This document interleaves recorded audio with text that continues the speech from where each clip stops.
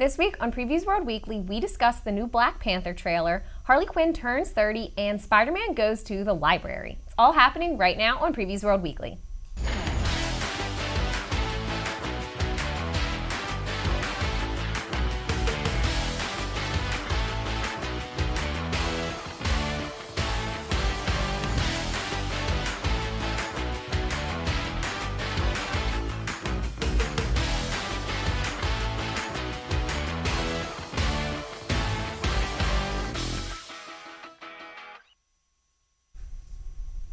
What's up, Previews World? It's Wednesday. It's New Comic Book Day, which means it's time for Previews World Weekly.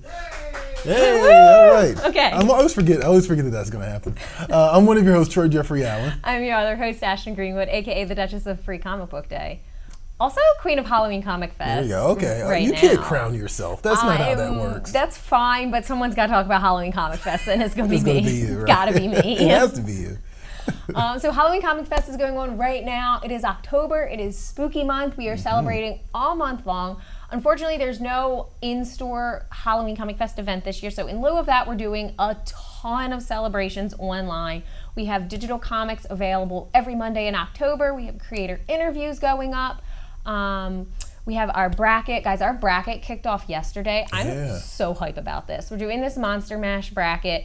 We want to figure out who you guys think is the scariest monster in our bracket. Yesterday was Freddy Krueger versus Pinhead. Freddy Krueger won in the first round. I mean, okay.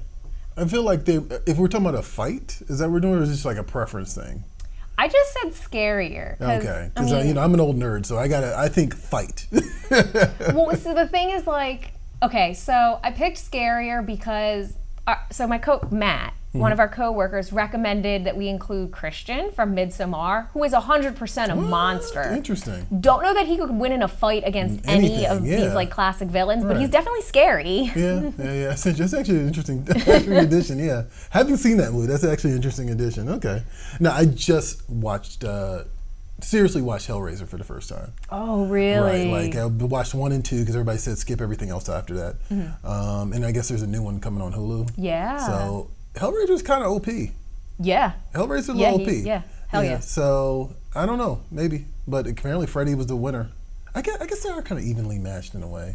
Yeah. They kind of do similar things. I don't know. You guys let us know in the comments. But anyway, Halloween Comic Fest. That's it. That's what's going on. Make sure you follow us on Facebook, Twitter, Instagram at Halloween Comic Fest. If you want to vote, the bracket's going on every single day this month. If you've got an opinion, share it there. We're also going to start a candy bracket later this month. So if you've got candy opinions, if you're mad about candy corn or Kit Kats or Twizzlers or whatever it is you're mad about, come tell me on Halloween Comic Fest. There you go. Yeah, I feel like you're personally attacking someone in this room. I don't think that at all. No? It's okay. Twitter will personally attack you about this, apparently. I'm still blown away by this whole chocolate is not candy thing. That's a very bizarre take. I feel like weird. Chocolate is the OG candy. I think so too. Yeah, I don't get that. That's very strange to me. Like I had this conversation with my boyfriend one time, and he asked me what my favorite candy was, and I tried to say Reese's Cups, and he's like, "Oh, that's chocolate. That doesn't count. Pick like a candy. What is candy? What is candy? I don't get that. Look, if it's in the grocery store aisle before you check out, it's candy. It's candy. That's kind of how I see it. Right. Right. I mean, of course, not Time Magazine, but I mean, it's candy. It Whatever. could be candy if you want. It could be candy, I guess, You if can you want eat to. paper if you're inclined. You guys can eat whatever you want. It doesn't matter. We do have some people checking in with comments. What's up, comments? Our Give good us friend comments. Baldo is checking in. Hello, Previews World friends. Thank you, Baldo. Hey, What's up, Baldo. buddy? What's good? Our other friend Annie Fox checking in, saying hi. Hi, Annie. What's up, going Annie? on? And Anton is saying Spider-Man goes to the library, which sounds like a good kid's book. It does actually. It actually does. Yeah. I read that. I like that. Spider-Man goes to the New York Library. I love that a lot. Reminder to like, follow, and subscribe, not just to Halloween Comic Fest, but also follow Ashton over at Free Comic Book Day, and that's pretty much everywhere that there's social media these days, right? But also you can hang out with me over at Previews World, and that's also Facebook, Twitter, Instagram, Twitch. Don't do the TikTok. Ashton does the TikTok for Free Comic Book Day. But we're all over the place. We're there. We're somewhere. If you're on it, we're on it too. So come join us. Come play with us. And yeah, yell at us about candy too while you're at it, or just what you're reading, or just tell us you love us. We'll do that too. We will take not hate. Yes. It doesn't have to be hate. It doesn't have to be hate. It could be love. It could be love. Love is all you need. Speaking of love is all you need. All right. So we left on a cliffhanger last week. We did. Yeah, we did not know your take on Andor. That's true. Johnny's not feeling it. Johnny, oh, psh. But you, on the other hand, I don't want to speak for you, but what is your take? I liked it a lot. Okay, so full disclosure, I've only been through the first 2 episodes. I know there's, 5 today. So I've been through, the 5th one came out today. Oh, that's right, yeah, because 3 came out first. So, okay, yeah. So I've been through the first 2 episodes. I really like it. I do think the first episode kind of like lags a little bit. It's a lot of setup, which is fine. I'm okay with that. I think it's super interesting. I love a character study, which I think right away is probably why Johnny and I aren't on the same page about this. I love a character study. And I'm really interested in who else is in the Star Wars universe, right? Like, I love the Jedi, but I'm interested in who aren't the Jedi, what are they doing, what are their plights? And I love the idea that it's the total opposite of the Mandalorian. Like, it creates, to me, a perfect juxtaposition to the Mandalorian. Because the Mandalorian is post-Empire, it's a totally lawless land. Like, everyone's running around murdering each other left, right, and center. No repercussions. Nobody cares. Ando kills 2 guys, and it's like a wild goose chase immediately. Yeah, so that's true. It's a great juxtaposition between, like, the tyranny and, like, the iron fist of the Empire and the total lawlessness that happens after the fall. So I really like it. Now, you know, I the one thing I do love is just, I forgot that Stellan Skarsgård was in the movie. I mean, on the TV show. I didn't know that at all. I completely forgot he was. And when he showed up, I was like, man, there's so much gravitas. Like, he just like, everything becomes way more level when he enters the room. And I'm just like, this guy is so good. But yeah, like, I think I got to episode 4. And yeah, I guess that was the last one until today. So I'm going to check it out. I'm still kind of neutral on it. I'm engaged. You know, I'm curious. I told you off screen, I was like, this is the Star Wars. This is what I want more for Star Wars. Like, more of the earnestness. Yeah. More of the earnestness. For sure. You know, that's what I want. Like, the Book of Boba Fett was kind of fan servicey. Yeah, and I joked earlier, didn't really service anybody in the end. Just made everyone real upset. Made everybody really upset. Mandalorian has that earnestness as well, which I appreciate. But it seems like it's been too few and far between with some of these Star Wars things. So I'm into it. I'm glad you like it. I had a feeling you would like it because I kind of figured you also would kind of pick up on the, the fun world building, just expanding the universe. Absolutely. Giving us more of the stuff that's that we don't get enough of. That's not the Skywalkers again. You know? Exactly. All right. It is New Comic Book Day, right? It is Wednesday.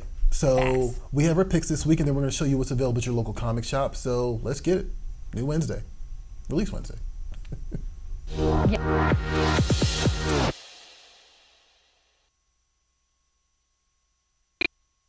All right. You want to go first? I do want to go first. Okay, my pick this week is an Archie book, and this one is so cute. I'm really excited about it. I love these. Archie's Halloween Spectacular #1, which it's got that really cute like 50s style art that I love, and I also think the cover's cute because they're all like kind of dressed as each other for Halloween, which I can appreciate. But the most important thing here is it introduces 2 brand new characters, like never before seen in Archie comics. They're called Trick and Treat, and they're supposed to be kind of like these mainstay characters that Archie will pull up every year in Halloween. That's kind of like their mascots for Halloween. So they're a pair of like little ghosts, if you will, or like mythical creatures. Treat is a ghost, like he actually embodies a ghost, and he represents like the sweeter side of Halloween, so like candy, costumes, trick-or-treating, all of that stuff. All right. And then Trick is the pumpkin, and he represents the scarier side of Halloween, so like suspense, horror movies, like those kinds of things. All right. And they're supposed to be kind of a play on the like angel-devil dynamic, like one on each shoulder, which I think is really cute, and I'm into it. And I mean, we love a first appearance, so that's true. Yeah, I mean, and I guess we don't really get a lot of those in Archie, so right, that kind of works out. All right, yeah. No, I love the I used to love the holiday specials. Yeah. No, truthfully, any of the big comic companies would do, but like, yeah, particularly Archie and Marvel. Just because you get a little glimpse of these characters in a different setting, and there's always some like good vibes through it, and it's just sort of like, oh hey, it's all my favorite characters doing stuff. It's so much more lighthearted too. Like a lot of the modern Archie and like the Riverdale stories are very serious. Yeah, they've gotten serious, right? Yeah. No, I love the the old Americana stuff too. I think that stuff's great. Definitely. Absolutely. My pick this week is Kaya from Image Comics. Okay. I have been lamenting the end of Deadly Class for the last several months. Yeah. And it just so happens that, well, look, for one of the reasons I lament that I've been lamenting the end of Deadly Class is because of the Wes Craig art. Right. Wes okay. Craig's art. Wes Craig is a phenomenal artist. Like, I mean, he's not just good; he's phenomenal. And he has been able to get a new series at Image Comics on the heels of Deadly Class. It's called Kaya, and it's like a fantasy adventure book, which is actually kind of interesting. So it's complete opposite of Deadly Class in a lot of ways. But I think seeing his artistic muscle being flexed here is going to be a real treat month to month, and I'm really looking forward to it. The concept behind this is actually pretty cool. Basically, after the destruction of their village, a young girl with a magic arm and a fighting spirit is tasked with delivering her little brother to a faraway safe haven. And he's destined to discover the secret to overthrowing the all-powerful empire that destroyed their home. So we're talking a little bit about the tyranny of Star Wars and stuff like that. This kind of falls in that same vein. Definitely. Yeah, I just think it's going to be a good treat. I think it's going to be something I'm really going to look forward to. It's Wes Craig, and he's joined by who is it?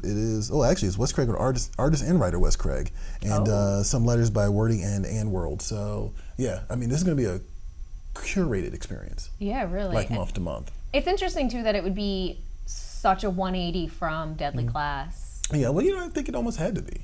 Yeah, for sure. Like, I mean, Deadly Class is like a lot of angst and violence and rough emotions, raw emotions all the time. Sure. And, I mean, that's what Rick Remender does. That's cool. But this is something different. And yeah, I think it's going to be a really cool book. And I think, I'm looking forward to actually checking the issue out this week. So, Kaya.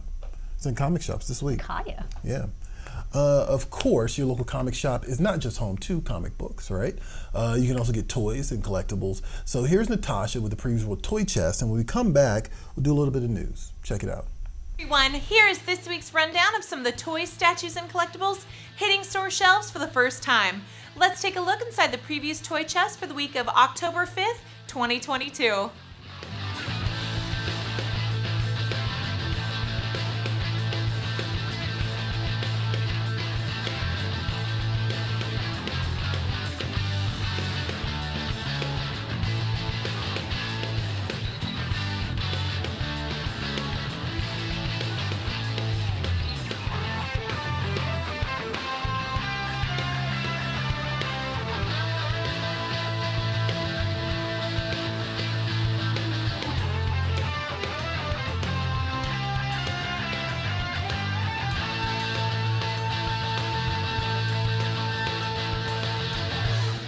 Before heading to your local comic shop, be sure to check out PREVIEWSworld.com/new releases.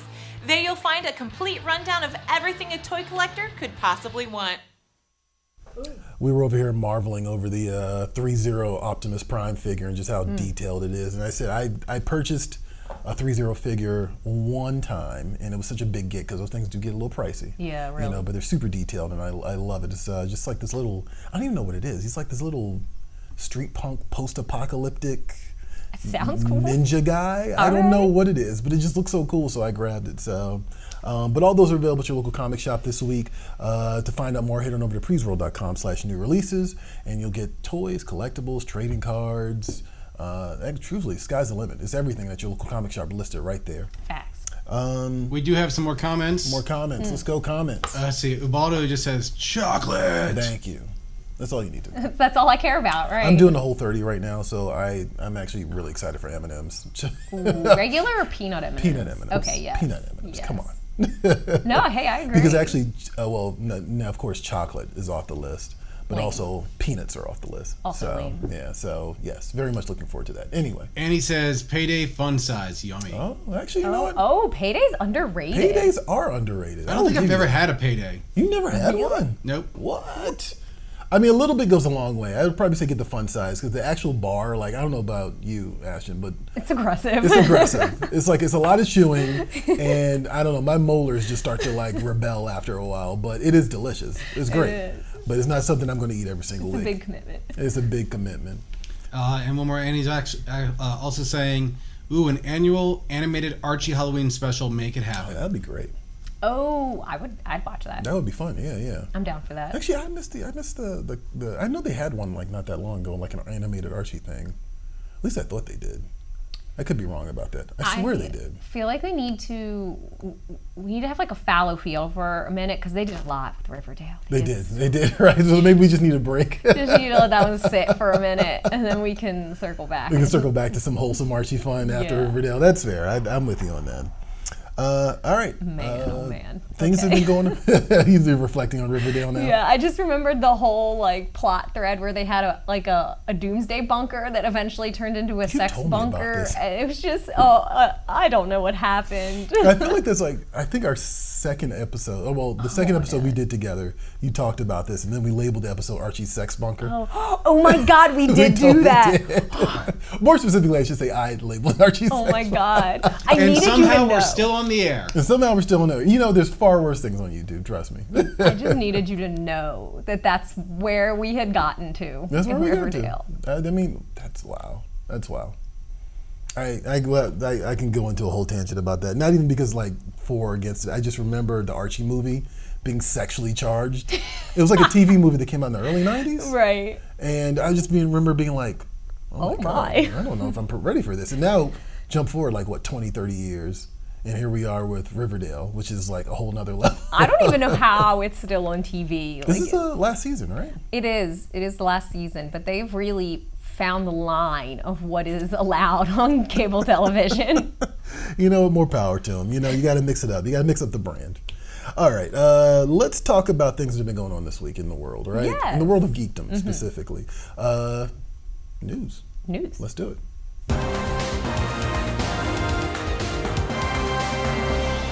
News from the underground sex bunker.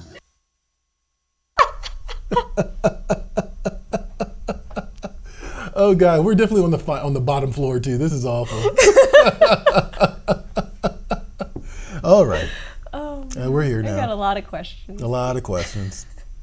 All right. Okay, let's not disparage the good name. Our production studio. Right. All right, so the Mighty Morphin Power Rangers, that's it. That's there right. you go. Okay. That's what they were, yes. Let's get back on topic here. Mighty Morphin Power Rangers and the Teenage Mutant Ninja Turtles are back together again in another team up. Boom Studios has announced Mighty Morphin Power Rangers Teenage Mutant Ninja Turtles 2. The highly anticipated sequel comes from the acclaimed writer Ryan Parrott and fan favorite artist Dan Mora teaming up on this one. Yeah. So this sequel comic book series takes place several months after the original team up. Where they, of course, faced the unholy alliance of Rita Repulsa and Shredder, which somehow makes no sense and also perfect sense. Perfect sense, right, yeah. So now they got new threats on the horizon, including an invasion from beyond, old enemies teaming up with unlikely accomplices, and a threat to the Rangers' power themselves. So we'll see where that goes. Couple interesting things to note here. Issue number 1 has a ton of different variant covers. Probably the most interesting is there's 4 variant covers for issue number 1 that combine to create that combo image you see right there. Yeah. It's a connecting image. There's also a variant cover from TMNT co-creator Kevin Eastman, which is cool. Nice. If you're a TMNT creator, you might want to get your hands on that. This is coming to comic book shops in December of this year, so it's in the Previews catalog right now. All right, nice. So you can pre-order your copy, get in on the ground floor, as Troy likes to say. Yeah, that's a Dan Moore chef's kiss. Like he's one of those. He's another one of those really great comic book artists. So yeah, that connecting variant actually is probably a lot of fun.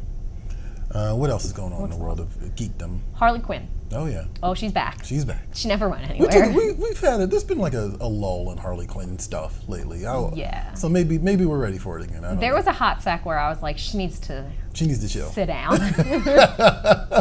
Given the nature of our job, I totally understand what you mean. Yes. All right, so she's turning 30 this year. That's right. Yeah. So it is 30 years since her debut in Batman the Animated Series in 1992. So DC's planning to celebrate all month long. They've got a ton of stuff on the horizon for this celebration. They've got a new comic, collectibles, apparel, and a New York Comic Con appearance. So let's kind of hit some of the high notes here with this. Yeah. The New York Comic Con appearance. So Friday, October 7th, which is this Friday, from 9 a.m. to 3 p.m., DC will be celebrating Harley Quinn's 30th outside the Javits Center in New York City. And there'll be all kinds of different, like, swag bags and things you can get, freebies, that's what I was looking for. So there'll be comics, swag, breakfast. They'll be giving out breakfast. If you want a Harley Quinn cupcake, this is the place to get it. That sounds fun, actually. I'm not sure what a Harley Quinn cupcake is, but I know I want one. Yeah. What else we got? The comic book. So DC is announcing a new creative team on the Harley Quinn comic book. It'll be written by Teenie Howard, art by Sweeney Boo. So that'll be kicking off next year, March 28th, 2023. Harley Quinn number 28 will be the first issue with this new creative team. There's also a 30th anniversary special where they've kind of rounded up some of the best and brightest that have worked on Harley Quinn over the years. So Amanda Connor, Jimmy Palmiotti, and Stephanie Phillips, just to name a few. And then finally, this is not the last thing on their list. This is, if you want to go on DC's website, scroll through this, they have a whole thing going on. It's like a whole event. But the last thing I want to touch on is the Funko Pop. They're doing a commemorative 30th anniversary Harley Quinn Funko Pop in her original design from Batman the Animated Series. Okay, yeah. Yeah, the evolution of Harley Quinn is very fascinating, actually. Right. And character's been around for 30 years. That's nuts. But happy birthday. Happy birthday! How about that? We have another comment Oh, we got a comment. that What's I going feel on? like needs to be addressed. Uh-oh. Oh, that makes me nervous. Let's just mark this as the point at which the show just goes downhill. Oh, Okay. nice, I'm Yes, ready. It's not our fault this time. No, it's not. Anton says, I could get an animated series where it's just Archie's weird. Ooh. It's just Archie's weird? I don't get it. I would like to ask that Anton expand on this, because Archie's weird, getting weird, always weird. Yeah, that's fair. Weird doing what? Weird doing weird with. Or is weird just a slang for something? what? Oh, you know this for a fact, Johnny? I'm just speculating. I mean, look, if Archie wants to get loose with it, he can do that. I mean, now I think about it, it probably is something. I don't know. That seems like it's getting into inappropriate. cool world area. It might be. It might just be. We're gonna let that one sit. I don't know, Johnny. I don't know. Let that sit like a fart in church. Actually, you know what? You mentioned this earlier. There's a Spider-Man library card thing. Yes. What's this about? Okay, so, all right, so the New York Public Library and Marvel are teaming up to create a special limited edition Spider-Man library card coming out later this month, October 11th. So there's a couple different editions, a couple different images on the card. So it's got Spider-Man, also Miles Morales, and Gwen Stacy. I imagine maybe they're on the back. But so they're creating this special edition library card. It is first come, first serve, so make sure you get your hands on it. And they're just doing it as a way to kind of inspire new and existing patrons to explore all of the different resources and books that are available at your library, including graphic novels.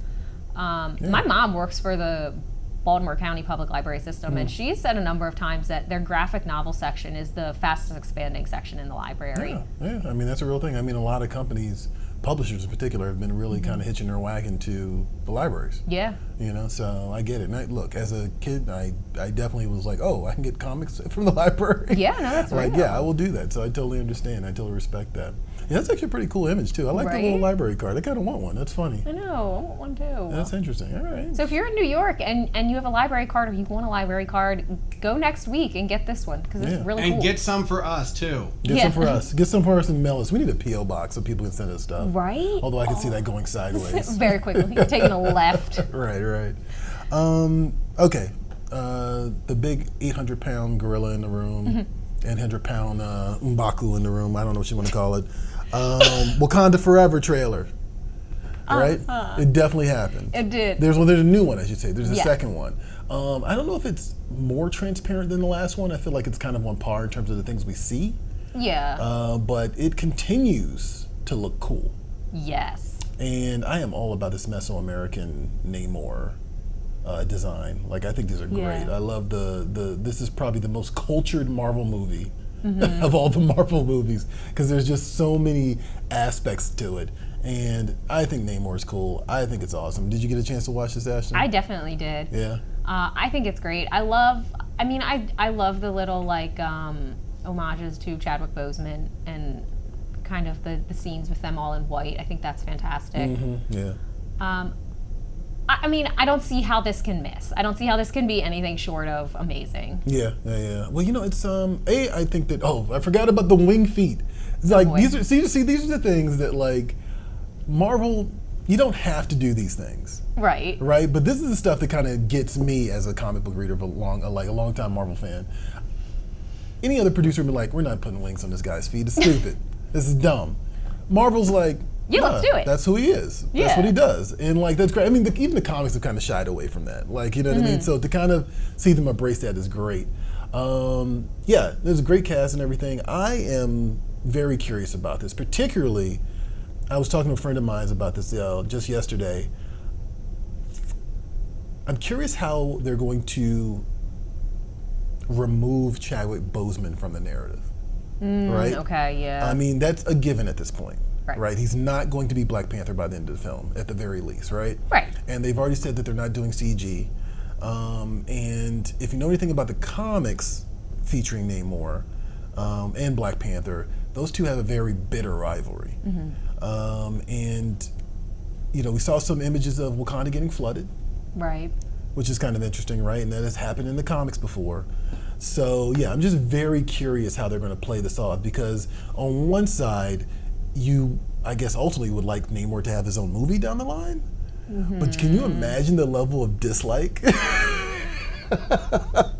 Like, legit dislike people would have if Namor is the reason that Black Panther dies in the movie? Let alone floods Wakanda. I mean, it would be, I mean, you could maybe profit off of like hate watches. I mean, yeah, you could. But I'm very curious. I don't know. I'm wondering how they're going to navigate this. I'm interested because immediately in the trailer, like, you get the sense that grief is going to be a very it's a huge part big of it. theme here. So I wonder to what extent, like, that frames it. Does it start with him already dead? Is he killed in the movie? Is he already dead when the movie starts? I don't know. Right, that's kind of what I'm getting at. It's like, how are they going to play this? Like, because I mean, it's a thin line. It could be distasteful if you're not careful. Right. You know what I I mean? doubt it would go that far. I feel like they've taken great care with this, so I don't feel like they'd fumble the bag at this point. Right, but also, how do you know? And they're in a very unique position because, like, Marvel's whole thing, unlike other movies, is, you know, we're expanding the universe. This thing infects this thing affects that thing. So yeah, just looking at the long game, I'm just kind of curious how they're going to play this off. I definitely have seen people complain, more than a few people, and maybe I'm just seeing on my timeline. I mean, it's very possible I have a lot of complainers on my timeline. Never know. Hard to say. Hard to say. But I see a lot of people say the Namor is too small. Okay, I was waiting for you to get to that. Yeah. Why? Like, what is the complaint?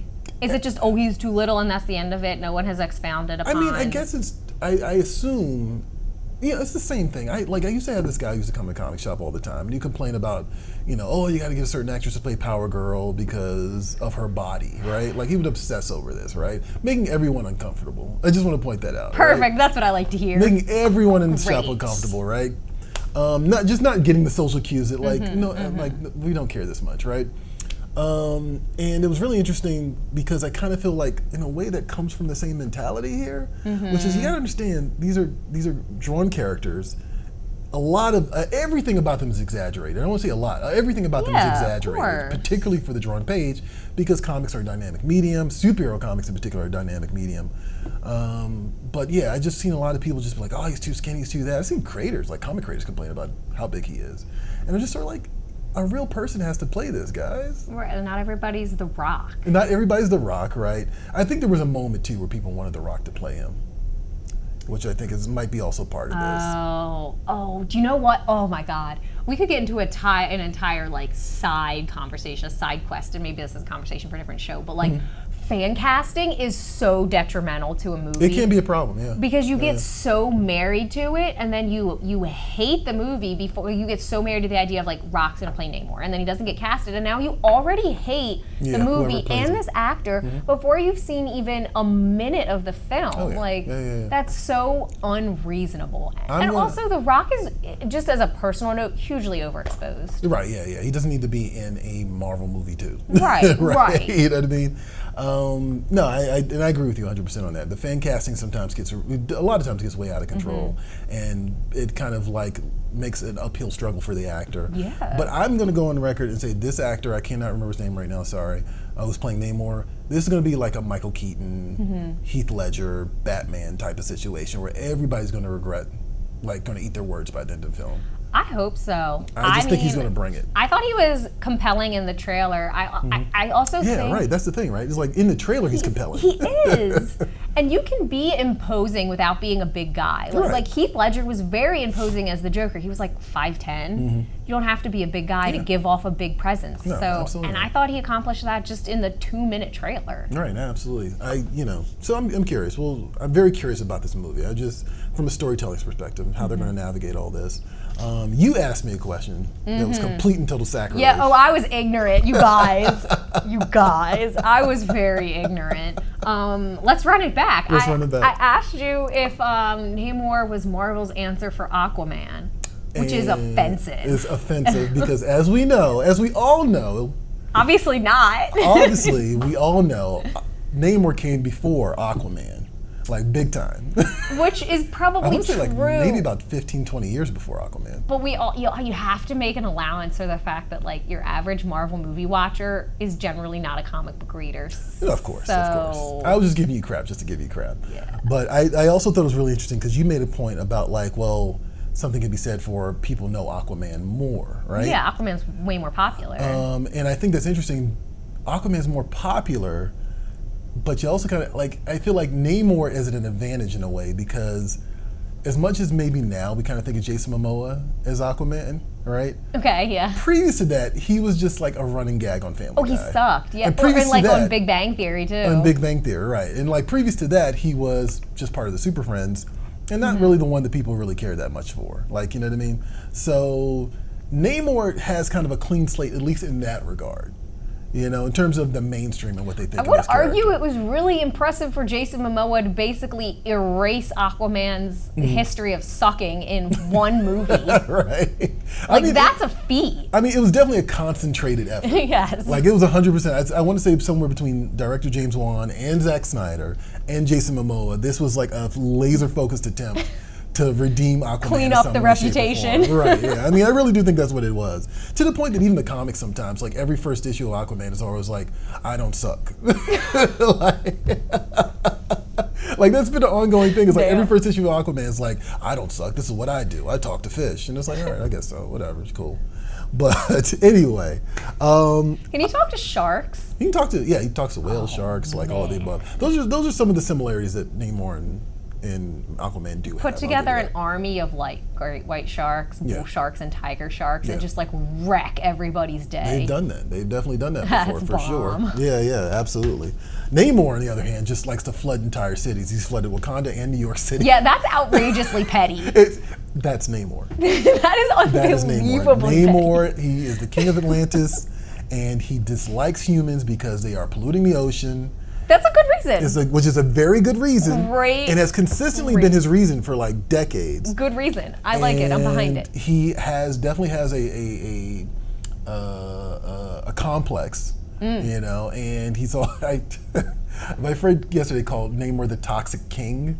Oh no! Because that's kind of what he is. And he really is the king of toxic dudes. Like that's really what he is. He swoops in. He's like trying to like steal Mr. Fantastic's wife. Like gets kind of uncomfortably close to doing it quite a few times, right? Same thing with Emma Frost and Cyclops. Like he's got a thing for blondes. You're in danger, Ashton. Oh, thank God.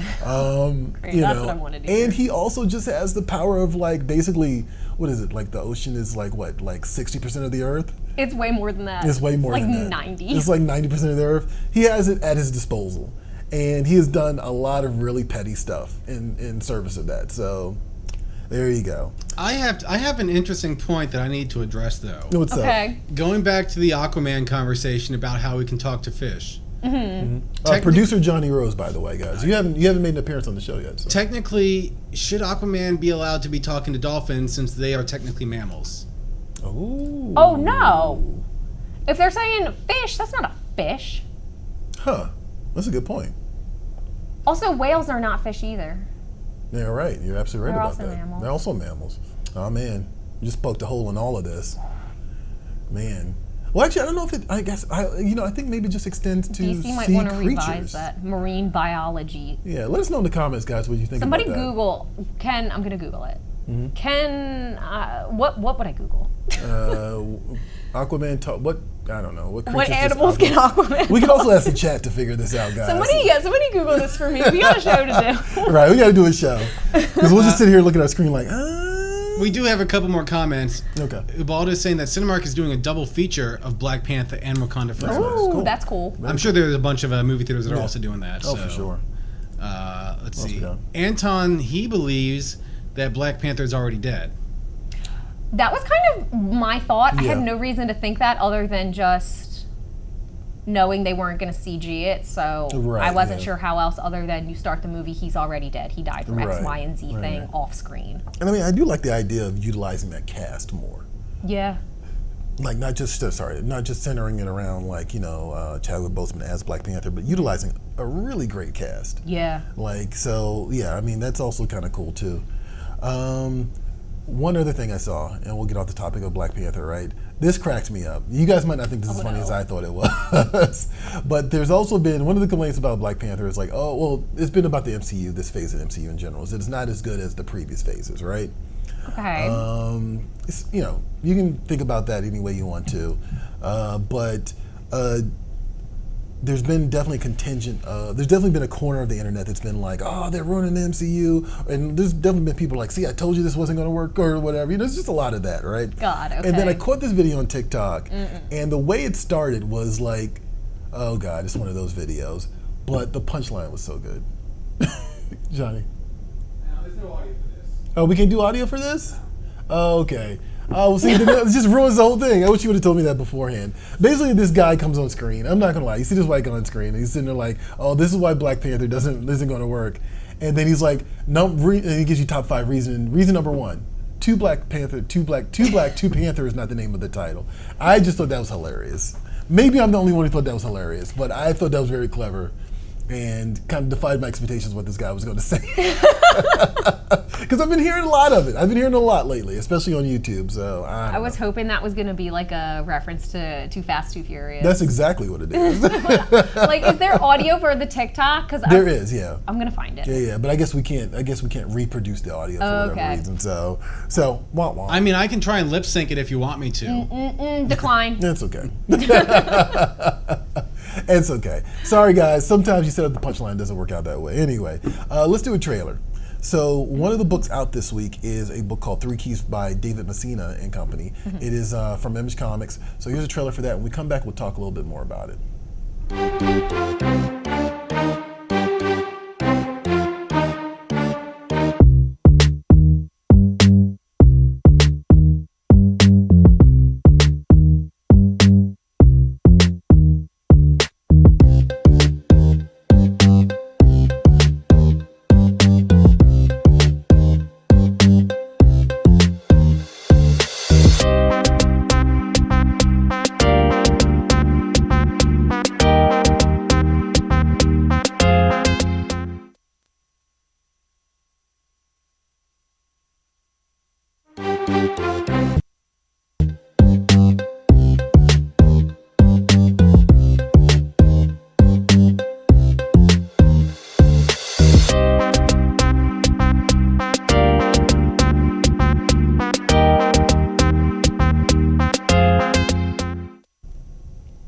All right, and that is 3 Keys from Image Comics. That's out this week. Ashton, you might actually like this because they kind of touted it as a epic apocalyptic universe.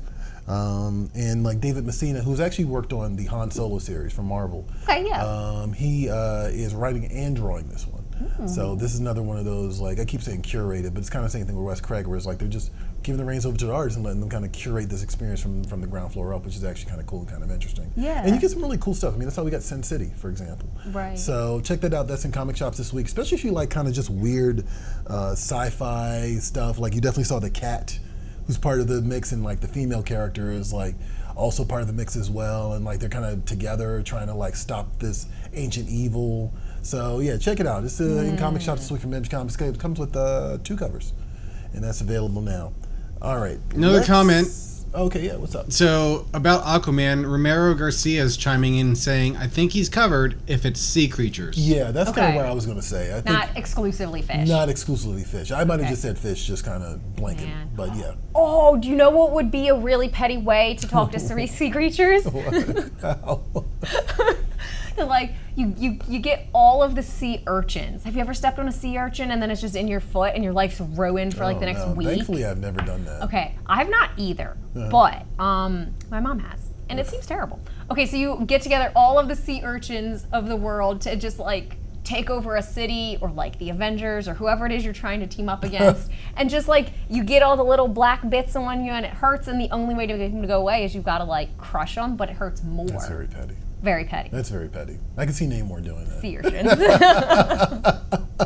I've never, I'm so grateful that I've never been stung by jellyfish, because that sounds awful, and also they look gross. And I definitely have a thing about sea creatures. Just do not like sea creatures at all. Like, I will never do that, what is it, walk on the floor of the ocean, like tour type thing. I will never do that. I don't care what it is. But yeah, and also I'm just grateful I never stepped on a sea urchin, because that sounds horrible too. Yeah, I know, it sounds awful. Absolutely not. Not a fan. Ashton, you got some fresh hotness for this week's poll? I do. I thought this one was clever. I don't know. All right, no, let's see. I'm curious. I don't know what this is. I didn't see this one, so I'm gonna. This is officially a social swamp. So, yeah, let's throw it up.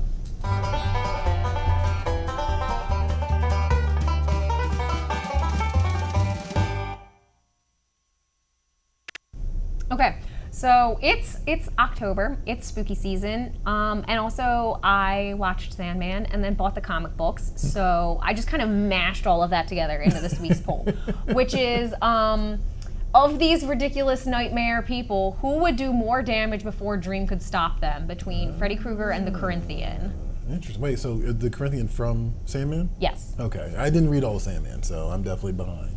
Okay, Freddy Krueger or the Corinthian. So can you give some background on the Corinthian? Because yeah, so the Corinthian is one of Dream's nightmares. He's kind of one of Dream's like masterpiece nightmares, but he goes rogue when Dream gets trapped in the waking world and just basically goes on to become a serial killer. And he inspires an entire like cult of serial killers to just do murder and have a good time. And his MO is that he like attracts people or like feigns being sexually attracted to them to like lure them in. Interesting. And then he takes their eyeballs out. Okay. All right. Okay. That's pretty. Oh, and the that's other pretty dastardly. defining feature of the Corinthian is he always wears sunglasses because he doesn't have eyes. His eyes are mouth, like with teeth. Oh, I have seen this character. I know this character. I know what this character looks like at the very least. Yeah. Okay, interesting. So it's that person or Freddy Krueger? Yes. Well, I mean, just based off that description, I might have to ask you some more questions about this. Okay. Because, like Freddy Krueger, I'm very familiar with. Right, of course. So it makes me kind of wonder, like, does the Corinthian get the same level of glee as Freddy Krueger? Because that in itself is pretty horrifying. Oh, that he enjoys murder? Yeah. Oh, yes. Okay, all right. The Corinthian's incredibly sadistic. Because sometimes you get the sad sadist who's like, I don't want to do this. Oh, no. He's having a great time. He's having a great time. Okay, so these two are pretty evenly killed then. Yes. Okay, interesting. And he's all mad at Dream because Dream's trying to get him to not be a serial killer. And he's like, but I want to. Interesting. This is a really bad rendition of Sandman. If you haven't read it or watched it, you probably should. Can we do Ash's recap of entire shows? I feel like that would be very entertaining, actually. Man, like I'm just thinking about Freddy and just some of the gross stuff he's done and the weird stuff he's done. Like, yeah, there's an element of there's always an element of glee about Freddy Krueger that makes him especially concerning, unnerving. Right? Yeah, yeah, like he's just having fun. Yeah, like in the original 1984 version, where it's just like the body bags going down the hallway in the school in the boiler room. Right, exactly. Just particularly heinous in a lot of ways. But the Corinthian's a sexy killer. Yeah, see, well, that's also kind of unnerving, right? Right. Speaking of sexy killers, I told you I've been watching a lot of Hellraiser. Yeah. That is the element of it that unnerves me the most. Oh, that it's sexy? That it's sexy, right. Like, that it's supposed to be like this psychosexual thing. Yeah. That part of it is the part that makes me go like, ugh. It's totally unhinged. It's not the actual murder. It's not the actual, supernatural body, blah, blah, blah. None of that. It's just that aspect in particular. It's just like, oh God, that's, no. Pinhead himself is also kind of like weirdly sexy. Oh yeah, well, here's the thing. I'm not saying they are sexy. Well, I'm not saying but he's like there's a sexual aspect outright sexy, in like the traditional sense of the word. But compared to someone like Freddy Krueger, whose appearance is meant to be right, he's got a booger face. Right. Okay. All right. Right. Yeah, this I have a lot of questions for Clive Barker. Or maybe I don't, after watching Hellraiser. Questions you don't want answers Maybe to. questions I don't want answers to. I do not want to see this guy's bedroom ever in my life. All right. Let's get to this. I don't know, Johnny, did you watch The Sandman in any real... Yeah, I watched the whole season. Oh, you watched the whole season. So you probably might be better equipped to answer this question. Oh, I have a definite answer to this. Yeah, Oh, what is okay. it? What is it? So, Freddy Krueger traditionally works alone. Mm-hmm. The Corinthian, at least from what I saw in the Netflix show, again, I haven't finished the entire Sandman series, but he has the ability to inspire others, and then that just kind of continues on. So that alone, to me, I think, makes him more dangerous. Because you can kill a person, but you can't always kill an idea. Oh. Whoa. Okay. All right, Johnny. All right. That's a very good argument. I like that. That was a great argument. I like that. All right. What about you, Ashton? Where are you coming down on this argument? Do you know what? Until Johnny said that, I was thinking Freddy Krueger for no other reason than like the Corinthians' whole MO is like he wants to like suck you in. He wants to attract you to him. He usually has sex with his victims first, so there's just a lot before he takes their eyeballs and kills them. So there's just a lot that needs to be done before the murder. So it's just you don't get through as much, right? Because assuming Dream's not captured, like you're not going to get through that many people before he shows up. Okay. Freddy Krueger, on the other hand, just is murdering aimlessly. Yeah, right. He's just going for it. Like, there's no real rhyme or reason, I kind Right. of feel, right? So I feel like you would just get through more. However, Johnny's idea argument is brilliant. So you were thinking more about kill count. Yeah. Okay, interesting. Huh. But I mean, yeah, to Johnny's point, if you have acolytes, right, you could probably get away with killing more people. That's a lot of people to track down, too. Yeah. So, Corinthian? I'm down for Corinthian. All right, let's see what the final tally is. You know, Damn. that's a little closer than I thought it would be. Really? I think so, yeah. I thought it'd be more like 15, Okay. 85%, but no, that's actually a little bit closer than I thought. But yeah, I mean, Freddy Krueger, of course, He's a classic. he's embedded in popular Yeah. culture in a way that maybe the Corinthian is not. So, yeah, I totally get that. So, all right. I mean, how long is it? And this is going to be up until what, tomorrow? Yeah. Okay, so you guys can still vote if you feel some kind of way about the Sandman series and want to see the Corinthian advance in this murder spree. I tried to, when I was putting the poll up, I wanted to use the word murder, but I was like, maybe I shouldn't put that on the Free Comic Book Day account. I should be like, who would do more effective murdering? Right? No, that's fair. No, yeah, because God knows these social media channels, like you just never know what you're going to get flagged for. So I probably will go in and like hashtag Sandman and like add a bunch of hashtags to see if I can sway the vote. Okay, no, swing the vote the other direction. Okay, make it a little closer. I'm down for that. Ashton, thank you very much. Keep doing it every single week. We're gonna let Ashton just do the polls because we can always get some nice juice, just conversational nonsense out of this. Thank you. Has anybody chimed in about this in the Yes, chat? actually, I was just about to say that. So, I was about to say this seems ripe for the chat. It does. No, and the reason I kind of brought this up was actually from a viewer because Stan Diamond says the Corinthian is capable of kind of employing others. That's what gives him the advantage, in my opinion. Okay. Yeah, that's a great point. That's a I good hadn't even point. thought about it that That's an way. excellent point. Yeah. Going back to the earlier argument, Annie Fox is saying uni is sea urchin. It's the most horrible sushi ever. Uni is a sea or I didn't realize it was used for sushi. I didn't realize it either. Ugh. Stan is also agreeing with me. Johnny with the strong closing argument. Well, that was because of you, Stan. All So right, thank you. of course, Johnny throws that up. Right. Johnny loves phrase. DJ Young saying Freddy could only target relatives that screwed him over, right? Because basically, no, it wasn't relatives. No, it wasn't relatives. It was the family of the children that he assaulted. Right. But then we got way off of that after a while, didn't we? Yeah. Like that was like the initial concept, and then That was like the first 4. 3 or 4, yeah. Yeah, and then it just went off in a tangent. We don't acknowledge that. And Ubaldo saying Johnny, that was brilliant. Okay. All right. It was. I'm not even going to argue that because that was a great way to synthesize that thought process. Absolutely. All right, thanks guys again for chiming in. We appreciate it. We'll keep them coming. This week's comic shop shout out, Ashton. What is it? This week's comic shop shout out goes to Hero Trader in Fort Myers, Florida.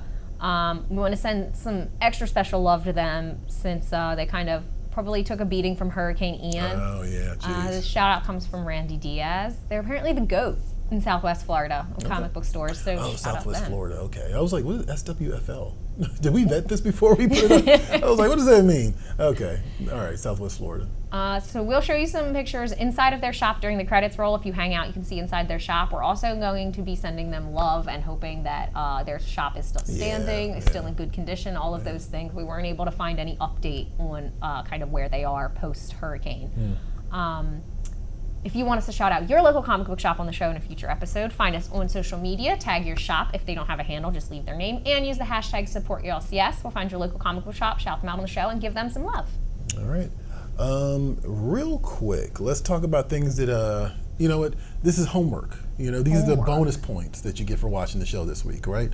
I didn't mention this to you, Johnny, but I did do an interview with Wes Craig. I did a Get Graphic interview where he kind of took me into his creative process and showed me how he built Kaya, basically, the comic is suggested this week. Again, I can't say enough about Wes Craig's art. I think he's a phenomenal artist, and I thought it was a real joy to kind of get to watch, or at least experience his work and, like, you know, just his process in general. So that's on PREVIEWSworld.com right now. You might have to go into the search engine because it's not on the main page, although I think it might also pop up on social media today, if I remember correctly. So yeah, check that out or keep an eye out for it. Wes Craig Get Graphic for Kaya, and that's out from Image Comics this week. Also, I had a really interesting interview for a book called Hellbound from Dark Horse Comics. Okay. I'm not going to sit here and try to pronounce the names correctly because I know I will butcher them. That is part of the joy of writing articles. You don't have to say things out loud. But that cover art's insane. The cover art is insane. So Hellbound actually got adapted into a Netflix series. Okay. Which actually aired earlier this year. This is a Korean manhwa, which is basically a Korean comic book. Right. And it was originally released on Webtoons, and I got to talk to the creative team behind it, one of which is the director of Train to Busan, which I actually watched, just conversationally, I actually watched after I did this interview, because I was like, actually, I never watched that movie, and it's a zombie movie, and everybody's been praising it. It's a great zombie movie. Ooh, Like, I love a zombie really movie. good Korean zombie movie.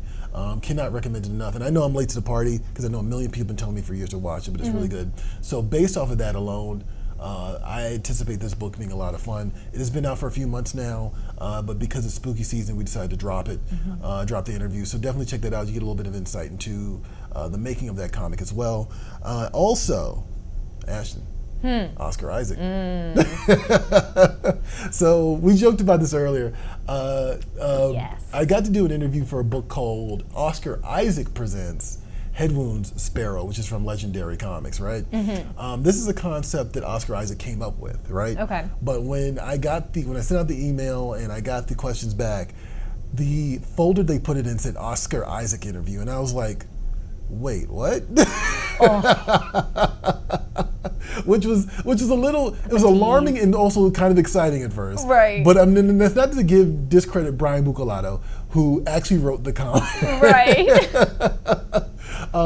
He has actually done a lot of stuff in comics. He's been around for a good minute. He's written books like The Flash, of course, and he's done a lot of stuff for Marvel and DC. Brian was nice enough to sit down and talk to me about this project and how he got pulled onto it, and also the phenomenal artwork of Christian Ward, who also just does a great job in terms of just depicting the story. Interesting concept, actually, which I think is actually really appropriate for Halloween. Basically, that is Oscar Isaac on the cover, and he kind of is the main character that's being drawn into this. He gets shot in the head, and he has his head wound, but the injury allows him to see angels and demons. Oh, that's cool. Right. So, going through this interview and reading these questions again and the answers again, I was like, this kind of reminds me a little bit of Constantine. So, if you're a fan of particularly the Keanu Reeves Constantine, maybe you want to give this a shot and check it out. But also, it's a great book for the season, so definitely check that out. That's Head Wound Sparrow from Legendary Comics. That's out in 2 weeks, I believe. Beyond that, like, follow, subscribe. I don't have to remind you every single week to to read our articles and check out our website, but I will, right?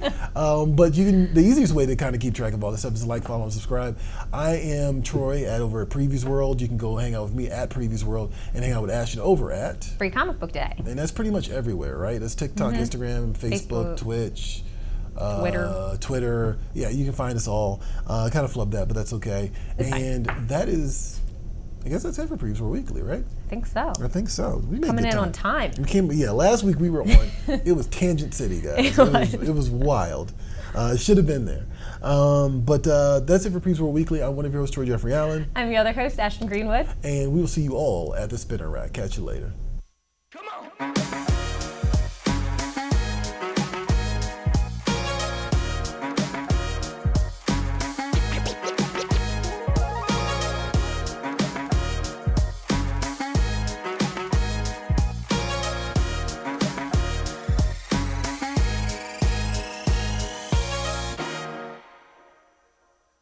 Don't forget that you can catch PREVIEWSworld Weekly streaming live every Wednesday at 2 p.m. Eastern, 11 a.m. Pacific at PREVIEWSworld on Facebook, YouTube, and Twitch.